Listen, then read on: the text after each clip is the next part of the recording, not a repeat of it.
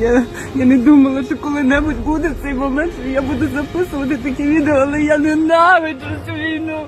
Ненавиджу. За декілька годин ми втратили стільки побратимів. За 4 місяці я стільки не втрачала.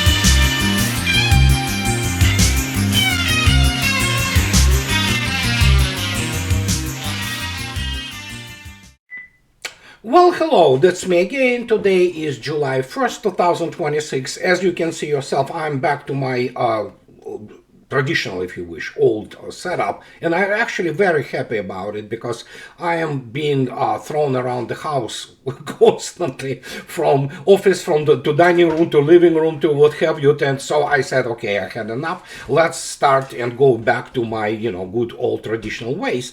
And yeah, we have a very large master bedroom, so that's enough space to have. I have essentially 2 stations, and with the computers at home, stationary, and I have a laptop which I have to constantly run with, and so that's what it is. So don't be surprised if you see me in this setup now. Now, what you see in the beginning, however, is a very sad story, and this is one of those, Ukrainian snipers. She was so cool, going out there and killing Rusnya. They love to kill Russians, and her curators, especially from London and Washington, D.C. As long as she kills many Russians, that's fine. They probably think themselves as the heroes, but then, of course, something happens, which is, of course, real war comes to her, and all this glamour, all this shining, facade of all this combat is gone, together with most of her people whom she served with, and then suddenly she begins to cry, and what? You saw yourself, that her unit is just gone, and she's alive. Well, she will be found out and killed. Russians don't like snipers, neither do any militaries in the world, actually. And sometimes, if you don't know history about snipers, which was, of course, brought up to the complete pinnacle of the, show business exploitation, such as the pathetic and disgusting piece of crap they called the enemy at the gates, about, for example, sniper Zaitsev, who was one of the most, basically one highly decorated people. But if you didn't know, very many people, including from German, from Wehrmacht and Red Army side, they sometimes didn't like what snipers did. And you have to understand, because that would essentially escalate the combat essentially to such heights, if you wish, or intensity that no, both sides didn't want to. So it was not always this, glamour and, heroism, which of course it was. Make no mistake, snipers, I mean, deservedly so, are considered the elite, so to speak, troops, if you wish. But this is not what they portray in Hollywood, because Hollywood and those who consult them, they really don't know the real war. It's one thing to obviously try to kill some guys, I mean, I don't know, in Afghanistan or in Iraq. Totally different when you have the guys who are actually better trained than you are, and they hunt you back, and that's the whole thing. But then, of course, as I already stated, and I've been through it many times before, there is not a single senior officers in the US Army who knows what the consistent, incessant fire impact on the positions is. They just don't know. They never experienced it. Well, actually they did, but again, it was kind of the preview. It's obviously we're talking about those 13 or 16, I lost the count, of the US bases which Iran removed essentially forcefully from the Middle East and around the essentially Persian Gulf. And so that's the thing. And of course Hollywood can go out and produce all kinds of garbage, such as they produce the enemy at the gates, but reality, of course, is much more complex, much more nuanced, especially for the operations of snipers. Well, how do I know it? Well, I do, okay? So just, I'm not supposed to sit here and constantly explain to you what my social circle is, considering my background. And many people know my background. I never hid it. So, and my background is a professional officer, okay? I'm a professional military man. I have a degree in military science. And so, when anybody asks the question, well, how do you know? Well, it just happens so that very many of my friends and acquaintances are already served out their terms, or still serve on the, including on the very high operational level positions in the essential line of the combat contact, and even high tactical positions. But that's the whole other story. And so that's the thing. And now I want to address something here which it's painful. It is really painful because anybody who thinks that I'm some kind of the monster and one of those people who says, there are many like that, like, yeah, bomb Ukraine into the freaking parking lot and things of this nature.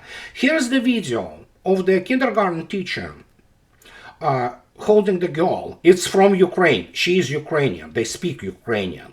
And this poor child had only one parent, or no relative whatsoever. Evidently they died, and but her father have been kidnapped by TSK, those people who basically reinforce the so-called mobilization policies. And the girl, she had nowhere to go at the kindergarten. And so the kindergarten teacher, which is obviously just normal, basically human reflex, had to take her with her at home because the girl had nowhere to go. They went to the TSK office and they tried to figure out what to do with her father. No success. Her father already have been mobilized, and he will be sent as the cannon fodder to the line of the combat contact, and he likely will be killed unless, of course, he finds the way to avoid the shooting at the back by all those NATO SOBs, and he can surrender to Russians. Then, of course, Russians will do their utmost to reunify the child with her father.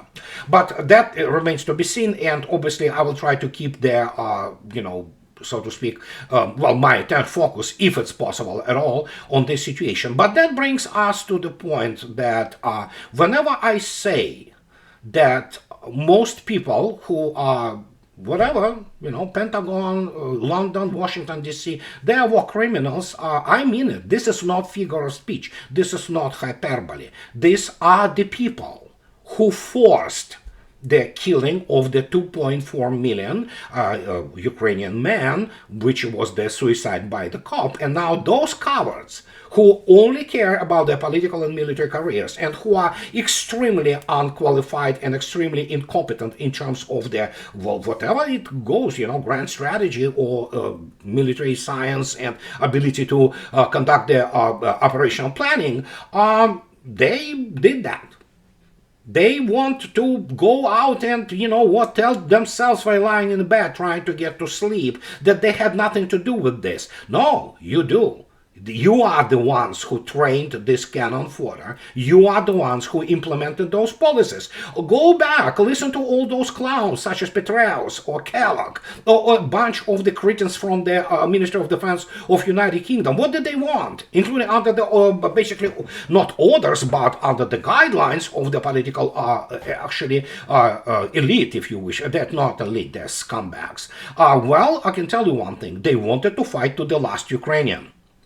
And that's what they got. They will be fought to the last Ukrainian. But this is just one of those human tragedies which come with the war, which America doesn't know anything about. Not a single American serviceman, be them some, grunt to some admiral and general, ever lost their families to that. They have no, reference point, and many of them, not all, make no mistake, I'm not making sweeping generalizations, but especially top brass, they have no actually reference to the right and wrong. They don't know what it is. And so that is why they have been smeared with killing children. They have been smeared by supporting genocide of Israel. And now, yes, they are running this cannon fodder against the immense Russian and very precise Russian firepower. And guess what? This is what you get. This is just one of many tragedies which are happening there.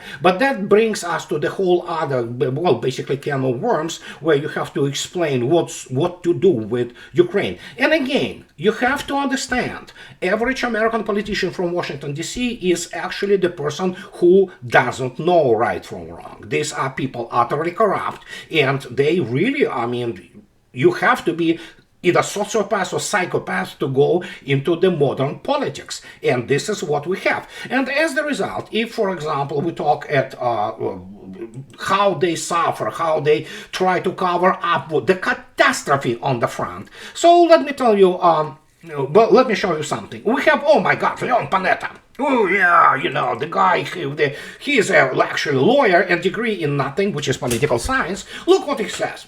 Panetta, Putin not quite sure what to do.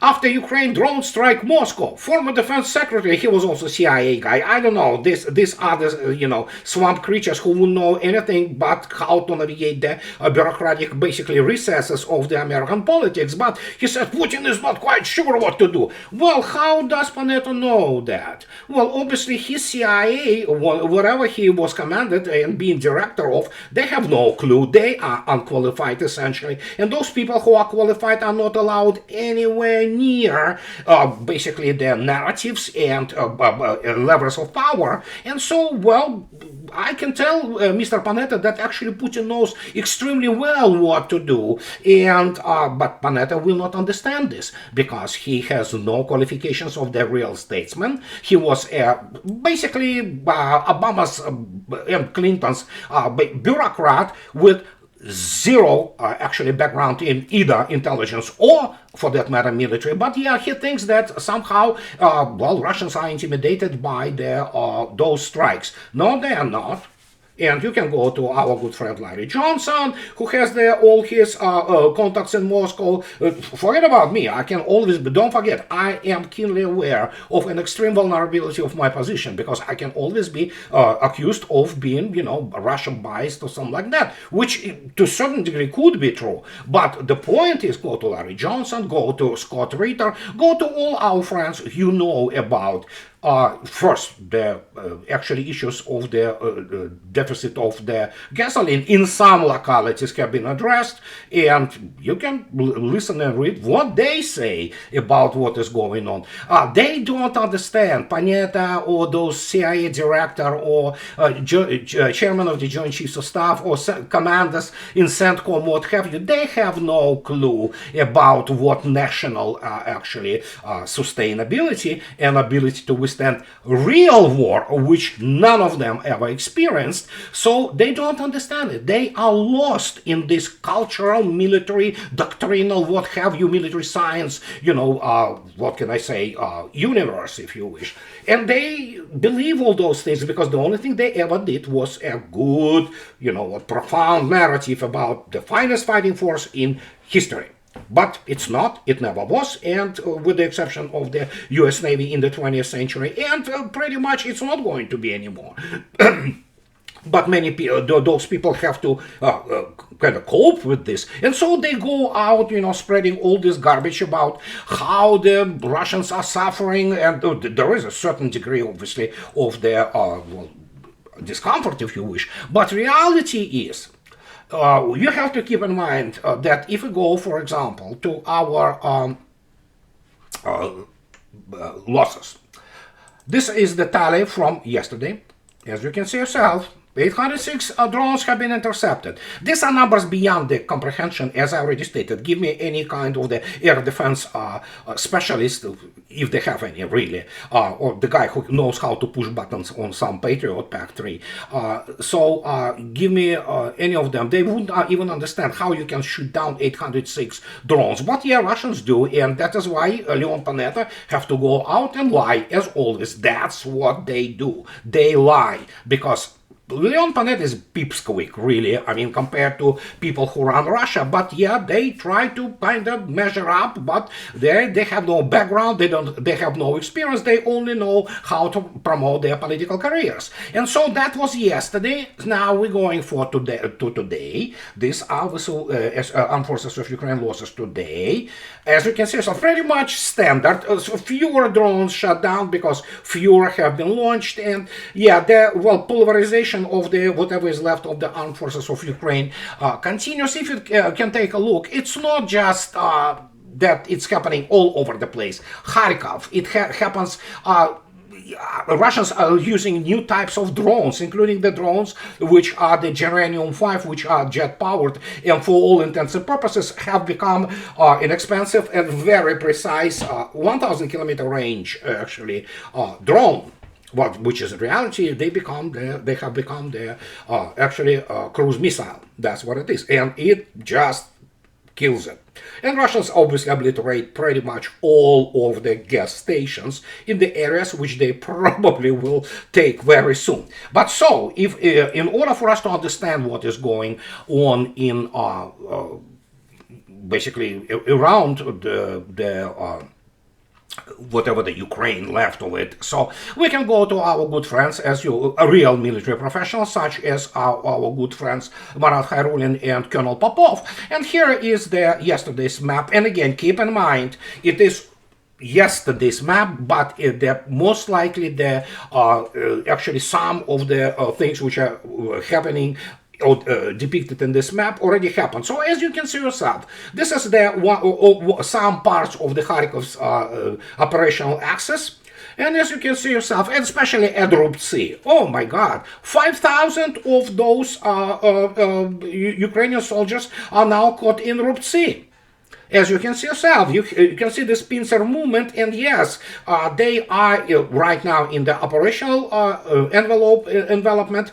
Most likely by today they are actually in the tactical envelopment, and that's what is happening. And that's what Vladimir Putin was talking about. That this hodgepodge grouping, as it's about 5,000 men caught there. So they will be either killed or surrender. If not, again, if they don't surrender, they will be killed. So these are the constant Russian cauldrons which they do, and any kind of the attacks, for example, south of Kupiansk, as you can see yourself, they try to counterattack, and guess what? They pull, together some kind of the force. It tries to get to whatever the line and objective, it never reaches it. It's totally obliterated with the huge losses, and they retreat whatever is left of them. This is the NATO tactics. This is the only thing they know about. And then if you go, for example, in Slavyansk-Kramatorsk agglomeration, this is a larger map of this, as you can see yourself. Yes, there is a lot of things which are happening there in terms of blocking and surrounding whatever the Ukrainian troops are. And as you can see yourself, yeah, extremely active front. And it will continue to be very active. And yes, as already have been stated, one of the Russian brigades is already bypassing Drushkovka, and that means Kramatorsk is being essentially invested from the south, and Slavyansk is, well, there are reports of Russian DRGs, the diversionary recon groups, operating near Slavyansk. And they are operating near Sumy. So yeah, the situation is pretty bad, because they know that there is another big thing coming. And that's called Zaporozhye. But I'm not going to be going there now, explaining to you the significance of all that. But if you look at this and you listen to what Russian officials say, yeah, Mr. Zelensky have been, where the hell? Oh, in Ireland. Ireland offered him 44, whatever the armored vehicles, which are junk. But even Ukraine refused them. So, well, Irish said, okay, that's fine, let's throw them away. Because they were supposed to, they're junk, I mean, basically, worn out junk. So even Ukraine is not taking this anymore. But Zelensky is going around constantly saying that, yeah, Russians are about to attack with massive something. And there all kinds of those people from Washington say, oh yeah, Russians are about to attack. Russians will attack Kiev, for example, or flatten whatever the objective they want when they want to. This is what essentially strategic and operational initiative is. You are free to move and do things at your will, and you will not encounter any kind of the serious resistance. This is the initiative. You can basically conduct strikes, you can conduct some offensive operations on several axes, and as already many people who are well privy to what is going on there, it's called swings. You swing low, swing high, you know, and this is exactly what is happening. And well, that's the people who planned it for Ukraine. Who are those generals from Pentagon? All those guys, the graduates of ROTCs with degrees in whatever, biology. Biology. Mr. Kavoli had a degree in biology, who basically learned, memorized all those operational manuals and don't understand what operational art is. They don't. And so they never actually succeeded, but that's a whole other story, especially when you talk about Iraq. And even there were huge issues with, for example, interaction. But that's a whole other story. I mean, Russians have their own, satellite grouping. They view it, they research it. But again, as I already stated, and that brings us to this whole thing. I don't know how they will go, how they are going to recover. I believe the hatred of Russia is such that they will essentially justify any kind of the atrocity. I think that's how they think. And anybody who want to tell me that, oh yeah, Minab was some Palantir BS. No, it was not. Neither were other attacks on the hospitals or gymnasiums for girls in Iran. This is absolutely lashing out because of the impotence and hatred. These people, that's the only thing which drives them. And then now they encountered the final bosses. And that's not gonna really reflect on them really well. And apart from as I already stated, the tribunal for the crimes against war crimes and against humanity is established in Russia, and many of those people will be charged in absentia. If anybody thinks that Russians somehow are afraid or anything of this nature, so let me explain again. Real statecraft real statesmanship is not based on emotional or knee-jerk reactions. Russians are extremely deliberate, and they will continue to do like this famous Russian steamroller. They will steamroll not only over Ukraine, which already happened effectively. They will steamroll, which also is actually in the very advanced stages, over NATO, and that's what they hate about, because basically every major propaganda, so to speak, effort for so many years, decades, was just now basically have been called a bluff, and that's exactly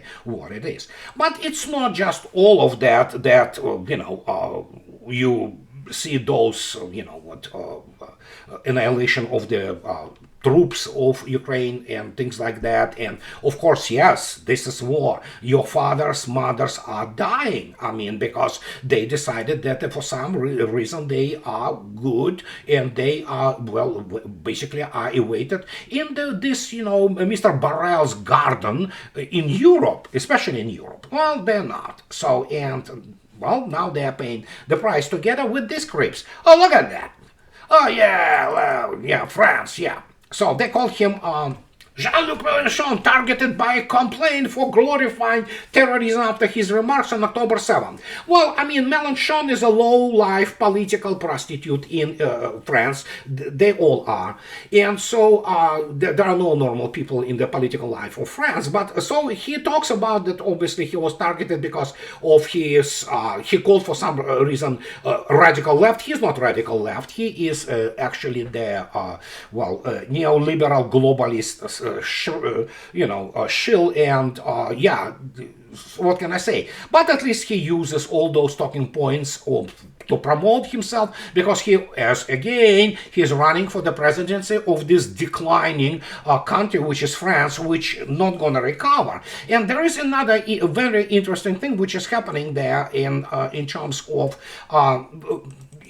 that kind of things. Oh yeah, look at this.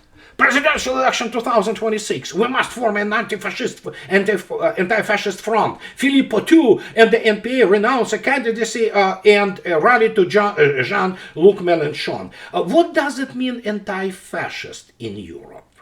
And what does it mean by all the leftists? They call themselves leftists. They talk about capitalism, how bad it is, and it is. Financial capitalism is the end of it. I mean, I'm all for industrial capitalism and value created.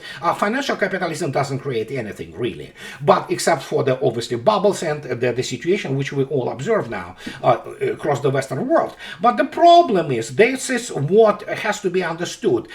This new speak is so bad now. It's so corrupted, basically the feeble brains of the European population, that anti-fascism is, it's really not against any fascists. And the fact is, there are very few real fascists in Europe. People who call on returning their national honor, nationality, ethnicity, culture, they will be called fascists. But France is done. France is over. And they cannot really resign themselves to the fact that, there are no healthy forces, if you wish. Marine Le Pen's, or whatever the name now, the new guy, National Front, they can, thump their chest, whatever they want on the, essentially, municipal elections. But the problem is they cannot change a thing about the whole course of the combined West now being driven into the third world status, and that's what is happening. This is essentially the crap hole with the nice art galleries. That's who they are, and because of that, and because they understand they are not recoverable, they have nothing to actually do anything except for the pumping up basically anti-Russian hysteria and promise all kinds of the idiotic things like, we're gonna go to war, in 2030. No, you're not. You don't have technology, you don't have industry to really do anything about it. And especially you don't have the proper officer and military cadres and proper politicians. You don't. There is none. And so, what do we have? Our good friend, Dmitry Polyansky, the And you can go and listen to Tragic Radicals, and I also posted it in my blog when Randy, Larry Johnson, Dmitry, and I were discussing the issue of the so-called Organization for the Security and Cooperation in Europe. And Dmitry said that West living in bubble. Yes, over Ukrainian attacks on civilians. Absolutely. Deadly strikes on residential areas are routinely justified by key foreign backers. Absolutely.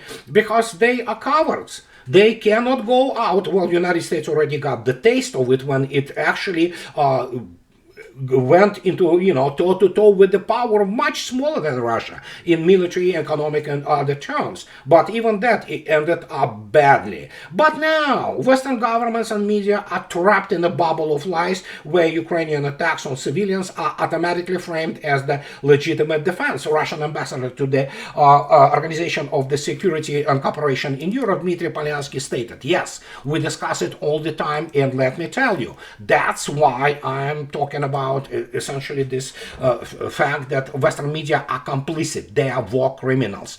Anybody, especially editorial boards of CNN, BBC, Washington Post, The Hill, they are war criminals. They push this agenda. And again, you have to understand, elites in Washington, or let alone in London, they would love nothing more than see Russians suffer, children killed, and things like that, because they are criminals against humanity. They are not normal people. And just to demonstrate to you also, which I loved it, you probably already saw it. I want to go back to wonderful encounter of Mr. Massey, Thomas Massey, who has been defeated, and it doesn't matter, people of Kentucky, you didn't re-elect him, the only one of very few normal politicians in the United States. And don't give me this thing that, oh yeah, they kind of, basically tampered with the elections, and they, obviously for the AIPAC, Israeli and Jewish money. So, no, it's not that. It's the fact that people of Kentucky simply didn't want to, well, I don't know. So, Thomas Massey, as they call him, hilariously flipped script on Fox News smear merchant. First, you have to understand, smear merchants, they are not just on Fox, they are everywhere. CNN, if you take a look, or as I already stated, those New York Times people or Washington Post, they are liars, they are smear merchants. And Thomas Massey did an incredible thing. He started to accuse, and in the very specific ad hominem acrobatic way. For example, as he said, I heard you like the gay porn. Tell me that it's not true. And you always make people to actually explain themselves, excuse themselves. This is the only way they can work. And so once you can say, for example, you can go to CNN and ask themselves, how many pedophiles do you have, I heard, in your staff? Let them explain that they don't have any, but let them be defensive, because they're scumbags anyway. There's nothing human or essentially there any integrity or morality there. And so that's what Thomas Massey did. And this is what I've been calling on for a long time, to using ad hominem. You cannot reason with such people as Leon Panetta or David Petraeus. They lie to your face. They always did. And so no matter what you tell them, facts and things like that, they will deny it. So what do? You go on offensive. And yeah, that's how Thomas Massey did it. He said, oh, I heard you lied. Now try to debunk it. And sadly, this is the tactics which was used by none other than basically favorite dissident in reality CIA project, Alexander Solzhenitsyn, by all kinds of people, who are not very well cultured and not very well read of Russian literature, who Solzhenitsyn knew. He said it's the most important, and I quote, to spit first. And after that, let them basically wash themselves off, because that's even the great book about who he was really by Mr. Bushan is called The Genius of the First Spit. This is how you do it. But you shouldn't go and say it's a statement. No, you should say, hey, I heard, the rumor has it. And so, guess what? The guy was running away from Thomas Massey. That's who they are, all of them. cowards with no honor, with no humanity in them, and that's how you have to handle them. And that is why they are war criminals. Anybody from Fox, as I already stated, or CNN could be charged with the war crimes, as it was done by Nuremberg trial after the, you know what Nuremberg trial was. So, well, and before I go, I want to basically summarize it, if you wish. We live in the world so driven by narratives, by people who really have no absolutely humanity in them. We have the sociopath who run the world, that we need to basically be very aware of what is going on. And this especially applies to the United States, which still has some fight left in it, because well, for the most part, people understand, the silent majority, they understand what is going on, what is transpiring. But when we talk about Europe, I really am sorry to say it, it's pretty much over. And so, well, we'll have to wait and see. And this is what I wanted to tell you guys today on the first day of July. And as always, those who like what I do, please subscribe to my channel. And those who can afford, please support me on Patreon or Rumble or Substack. And so, what can I say? Have a nice rest of the week, and I'll talk to you later, guys. Bye-bye.